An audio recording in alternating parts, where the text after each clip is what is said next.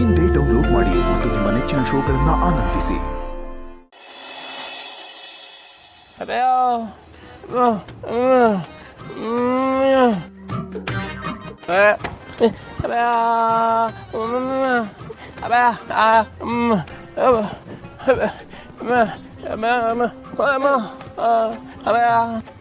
ವಾ, ಹಾಗಾದ್ರೆ ನಾನು ಇಲ್ಲಿ ಕರ್ಕೊಂಬಂದ್ಬಿಟ್ಟೋದವ್ರು ನೀಮಾ? ಅಯ್ಯೋ, ಯಾಕೆ ಏನಾಯ್ತು? ಏನಿಲ್ಲ, ನಾನು ಅಂಥ ಸ್ಥಿತಿಲಿದ್ರು ಇವ್ರ ಹತ್ರ ಕರ್ಕೊಂಬಂದು ಸಿಕ್ಕಾಕ್ಬಿಟ್ರಲ್ಲ ಅಂತ ಕೇಳಿದೆ. ಆದರೂ ಒಳ್ಳೆ ಕೆಲಸ ಮಾಡಿದ್ರಿ ಬಿಡಿ. ನಾನು ಮೇಡಮ್ ಅವ್ರನ್ನ ಎಲ್ಲೆಲ್ಲಿ ಹುಡುಕ್ದೆ, ಎಲ್ಲೂ ಸಿಗ್ನಿಲ್ಲ. ನಿಮ್ಮಿಂದ ಮತ್ತೆ ಅವ್ರ ಹತ್ರ ಬಂದು ಸೇರುವಂಗಾಯ್ತು. ತುಂಬ ತುಂಬ ಥ್ಯಾಂಕ್ಸ್. ಮಾತಾಡ್ಸೋದಾ? ನನ್ನ ಮಕ್ಕ ನೋಡಿದ್ರೇ ಗುರ್ರ ಅಂತವ್ರೆ. ನಾನು ಈಚೆ ಮಲಗಿರೋದನ್ನ ನೋಡಿ ಬೆಳಗಿನ ಜಾವ ಒಳಗೆ ಕರ್ಕೊಂಡೋಗಿ ಮಲಗಿಸವ್ರೆ ಅನ್ಸುತ್ತೆ. ನಾನು ಎದ್ದಟ್ಗೆ ಎಲ್ಲಿದ್ದೀನಿ ಅಂತ ಗೊತ್ತಾಗದೆ ಮೇಡಮ್ ಅವ್ರನ್ನ ನೋಡಿ ಕನ್ಸತ್ಕೊಂಡು ಬಾಯಿಗೆ ಬಂದಾಗೆಲ್ಲ ಮಾತಾಡ್ಬಿಟ್ಟೆ. ಆಮೇಲೆ ಅವ್ರ ಮಕ್ಕದ ಮೇಲೆ ನೀರು ಹರಿಸಿದಾಗಲೇ ಗೊತ್ತಾಗಿದ್ದು ನಾನು ಅವ್ರ ಮುಂದೆ ನಿಂತೀವಿ ಅಂತ. ಆಮೇಲೆ ಅವರೇ ಕುಡಿಯೋಕ್ಕೆ ಮಜ್ಜಿಗೆ ಕೊಟ್ಟರು, ಕುಡಿದು ಬಂದು ಇಲ್ಲಿ ಕೂತೀವಿ. ಓ, ಅಂದ್ರೆ ಅಕ್ಕ ನಿಮ್ಮನ್ನ ಮಾತಾಡ್ಸಿದ್ದಾರೆ ಅಂತ ಆಯ್ತು. ಸರಿ, ಒಂದ್ ಕೆಲಸ ಮಾಡಮ್ಮ, ನೀವು ಇಲ್ಲೇ ಕುತ್ಕೊಂಡಿರಿ.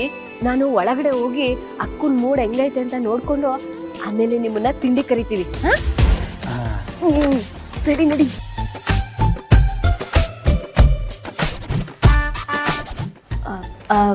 ಭಾವನಾ ಅಕ್ಕ, ಭಾವನಾ ಅಕ್ಕ,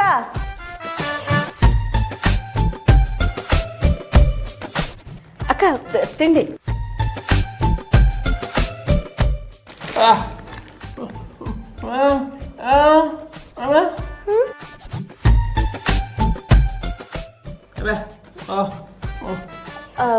ತಿಂಡಿ ಕರಿಬೇಕಾ? ಹಾ, ತಿಂಡಿ. ಸಿದ್ದೋಣ ಬಾ ಒಳಗೆ.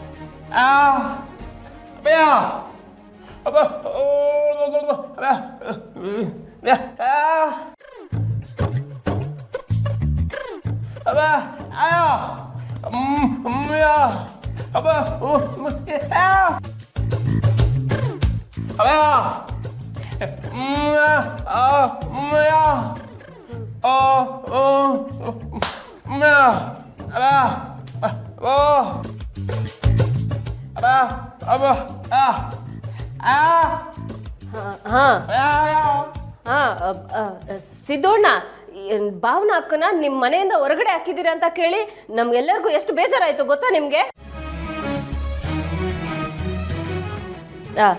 ಗಂಡ ಅದನ್ನು ಯಾವಾಗ್ಲೂ ಹೆಂಡತಿ ಪರನೇ ಇರ್ಬೇಕು. ಪಾಪ ಅಕ್ಕಂಗೂ ನಿಮ್ಮನ್ ಬಿಟ್ರೆ ಇನ್ಯಾರಿದ್ದಾರೆ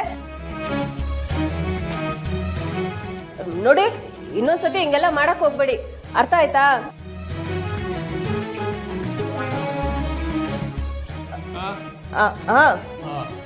ಅಕ್ಕ, ಕೈಯಲ್ಲಿ ಯಾಕೆ ಇಟ್ಕೊಂಡಿದ್ದೀರಾ? ಎಲ್ಲರೂ ಒಟ್ಟಿಗೆ ಕುತ್ಕೊಂಡು ತಿಂಡಿ ತಿನ್ನೋಣ. ತಟ್ಟೆ ತರ್ತೀನಿ. ಅದಕ್ಕೆ ನಾನು ಬರ್ತೀನಿ. ಪರವಾಗಿಲ್ಲ ಕಣ, ಚೆನ್ನಾಗಿ ನಾಟಕ ಮಾಡ್ತೀಯ. ವೆಂಕಣ್ಣ, ಮೇಡಮ್ ಅವರು ಸುಮ್ಮನಿರೋದು ನೋಡಿದ್ರೆ ನನ್ನ ಮೇಲೆ ಕೋಪ ಕಡಿಮೆ ಆಗದೆ ಅನ್ನಿಸ್ತದೆ.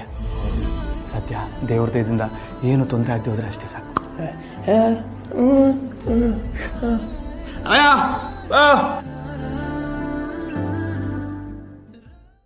ಲಕ್ಷ್ಮೀ ನಿವಾಸ